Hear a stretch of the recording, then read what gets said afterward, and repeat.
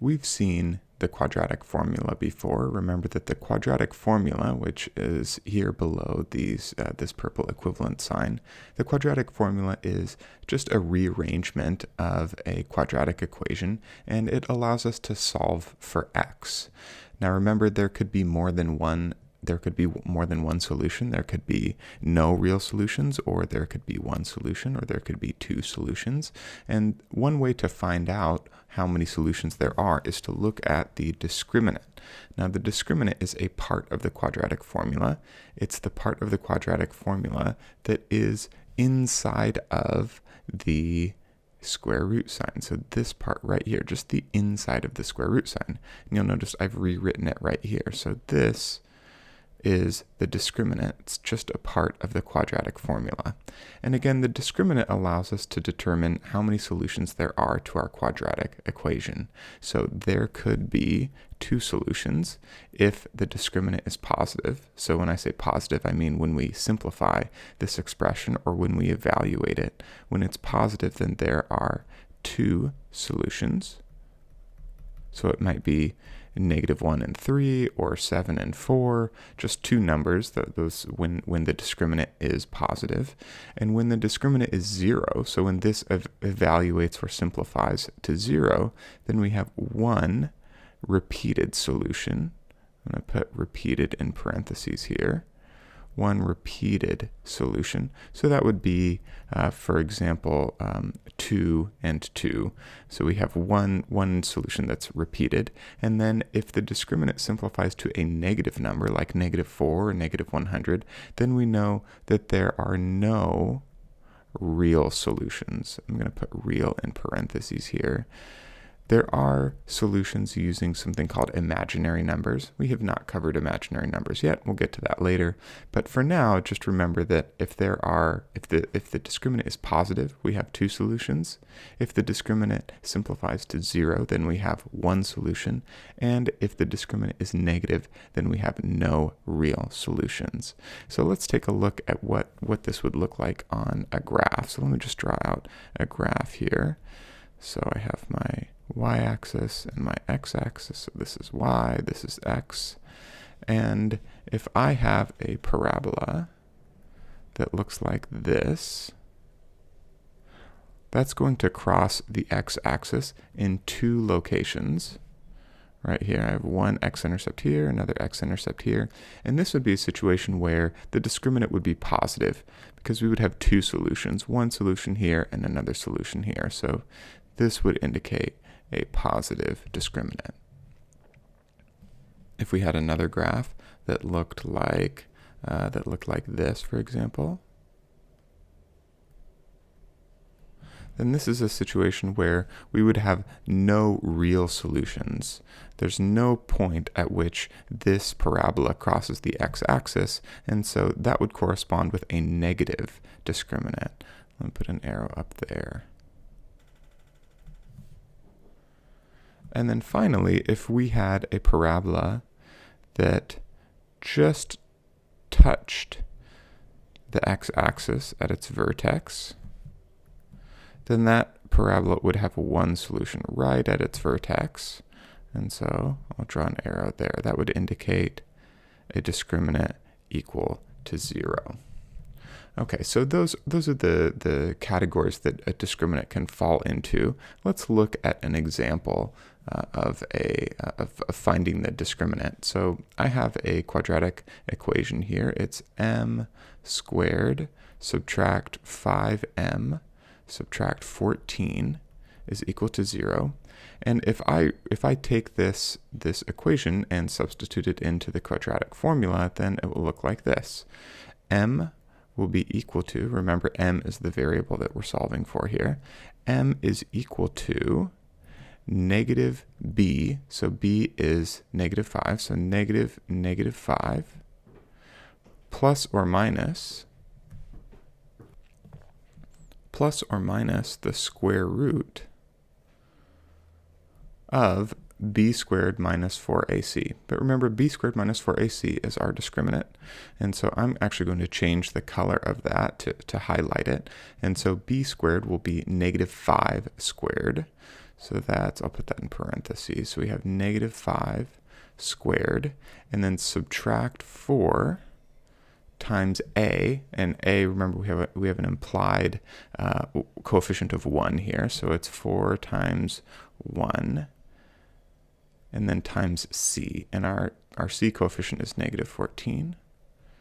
So that's our discriminant, and then we have the denominator here, which is 2 times a, which is 1. Okay, so this is the quadratic formula for this quadratic equation here, and I'm not concerned with what m is equal to. I just want to focus on the discriminant here, and so I'm going to rewrite the discriminant down here and simplify it. So let me rewrite that. That's let's see, negative 5 squared subtract 4 times 1 times negative 14. Negative 5 squared is equal to 5 squared, because a negative times a negative is a positive, so that's equal to 25. And then negative 4 times 1 is negative 4, and negative 4 times negative 14 is going to be a positive number because we have a negative times a negative, and that will be, let's see, 56. One way to think about that is 4 times 15 is 60. So 4 times 14 is going to be 4 less than 60, which is 56. So 25 plus 56, that is our discriminant, so I can simplify that to 81. So we have a discriminant of 81. I'm not really concerned with the number right now. I just want to see, is it positive, 0, or negative? And this discriminant is clearly positive, and so that would indicate that there are 2 solutions to this quadratic equation here. And the graph to this equation would cross the x-axis in 2 places, similar to this graph. Actually, it would be opening up since our coefficient is positive here, but it would cross the x-axis in 2 places. I'm going to clear the screen here and to make room for a new example. So let's say that I have the quadratic equation 3t squared plus 2t plus 43 is equal to 0. So this is in the correct form to substitute directly into the quadratic formula. It's in standard form. We have our quadratic term first, and then our linear term, and then our constant term, and on the other side of the equation we have 0. So I'm ready to substitute this directly into the quadratic formula, so I'll go ahead and do that now. Remember that the variable that we would be solving for is t, and so that's what I put into my quadratic formula. And the formula for this particular equation is, so we have t is equal to negative b. So this is, actually let me go ahead and let me just label these in color. This is b here. Actually, let me do it on top. Let me just label these in with the names of the coefficients, just so that's a little bit easier to track. So this is my a coefficient, this is my b coefficient, and then this is c right here. So we have negative b, so that's negative 2 plus or minus the square root of b squared, and I'm going to switch to purple here because now I'm writing my discriminant. So 2 squared, we have 2 squared right here, and then subtract 4 times a, which is 3, and then times c, which is 43.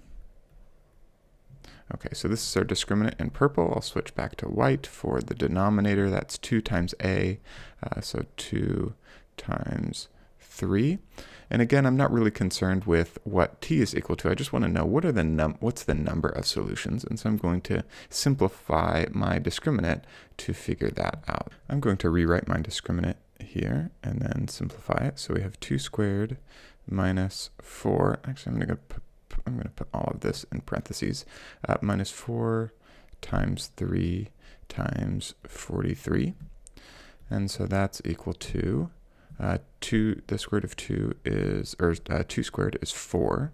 So minus, we have 4 times 3 times 43. So 4 times 3 is 12. So 12 times 43. And I don't know what 12 times 43 is, and so I'm just going to break out into the area model quickly here.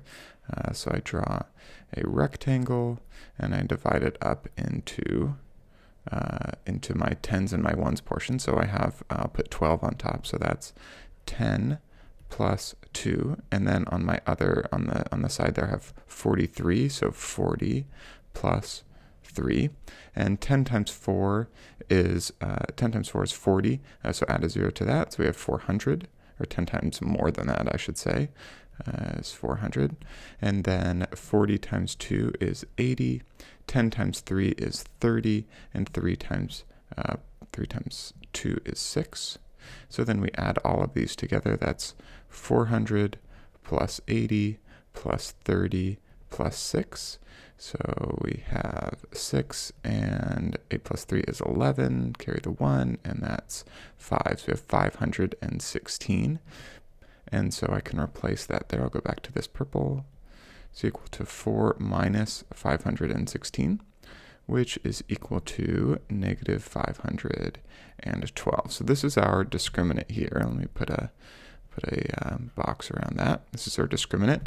It is a negative number, and I see now that I've erased what I wrote down here for what it means when it's negative. When it's negative, then we have no real solutions. No real solutions. If it had been 0, then we would have one repeated solution. And if it were positive, then we would have 2 solutions. And remember, when I say 2 solutions, I just mean 2 numbers that t could be equal to, or for a discriminant equal to 0, that would be 1 number that t could be equal to. But our discriminant is negative here, and so there are no real solutions. And so let me draw out a graph quickly that illustrates what this would actually look like when we graphed it. So remember, if we have no real solutions, that means that there is no point at which the parabola crosses the x-axis. Let me label my axes here. That's the y-axis. This is the x-axis. And so the parabola would either look like this, or it would look like this. Now I can actually tell that we have a positive coefficient here, which means that the parabola opens up like this, and so I know that the parabola is going to look something like this. So again, we use the discriminant, which is just part of the quadratic formula. It's just this part inside of the square root, so not including the square root, but inside the square root. And the discriminant tells us how many solutions there are to our quadratic equation. Either 2 solutions if the discriminant is positive, 1 solution if the discriminant is equal to 0, or no real solutions if the discriminant is negative.